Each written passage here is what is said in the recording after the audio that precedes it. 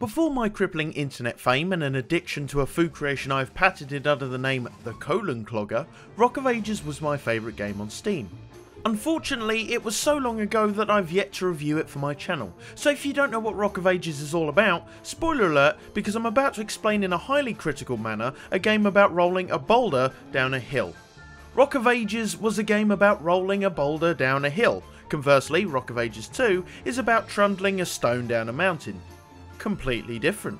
The object of each game is to take your boulder and ram it into the gates of the enemy stronghold enough times that you gain entry and make them humble and very, very flat. What makes this concept so much more juicier is the fact that pre-roll, you and the enemy get a time frame with which to build up offensive and defensive obstacles, with which to slow each other down, throw each other off course, or simply crumble each other's rock to dust. The faster you complete your course, the quicker your next boulder is produced for your next run, but being sloppy on an attempt can cause your boulder to crack and lose mass, triggering less damage to the castle gate at the end. So there's this wonderful balance of strategy, racing and tower defense. What made me fall in love with this series was the Monty Python-esque graphics. Seriously, was Terry Gilliam the lead designer for this game? The use of literary based cutouts to tell the story is so charming and brings such a goofy style to the game that mixes well with the comedic writing Ace Team is known for. As with the original, a campaign mode comes as standard, allowing you to unlock boulders with different stats, different skins, defences to use, and characters to play as, most of these options being cosmetic at best. As you rock and roll your way through the ages, you'll be offing historical figures like you're the fucking Catholic Church. This time around, various time periods and locations are accessed by a neat little map you roll around, defeating levels to open up new areas to roll to and items to pick up. So that's nice. What I will say is, although the single player campaign is absurdly delightful and maniacally addictive as the previous game, the AI can be a trifle aggravating, with new defences and traps you won't unlock until you beat them. It creates a challenge, sure, but it's not always a fair challenge. The overall presentation is something Rock of Ages should be admired for. As previously mentioned, everything plays out with cutouts from Renaissance paintings, medieval scriptures and Greek pottery.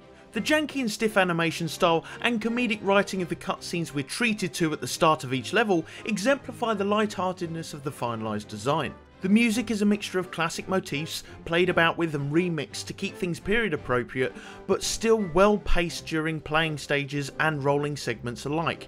Hell, there are even boss fights in Rock of Ages 2. Where the game truly shines is its multiplayer mode. Having doubled the capacity from the first game, now 4 players can play simultaneously in various cooperative and competitive game modes.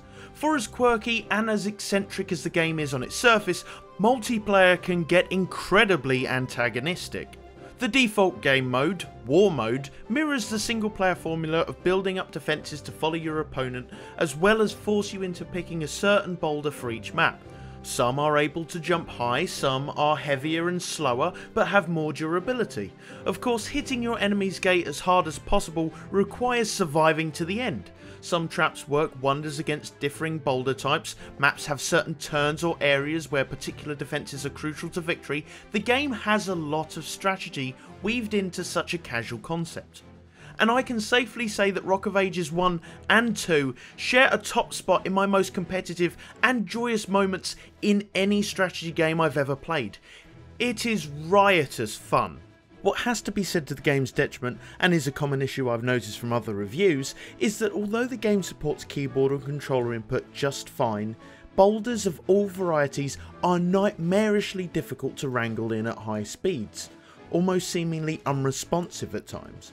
This causes many maps to have certain sections where you need to slow down, reducing the fun somewhat. If this was an intentional part of the game's physics, or something that might be patched in a later release, we'll have to find out. Many will argue that the game might be a tad too niche in its concept to entice a large enough audience to facilitate a populated player pool. But I'd argue the game is worth it on its single player merit alone, and more than worth being played amongst friends.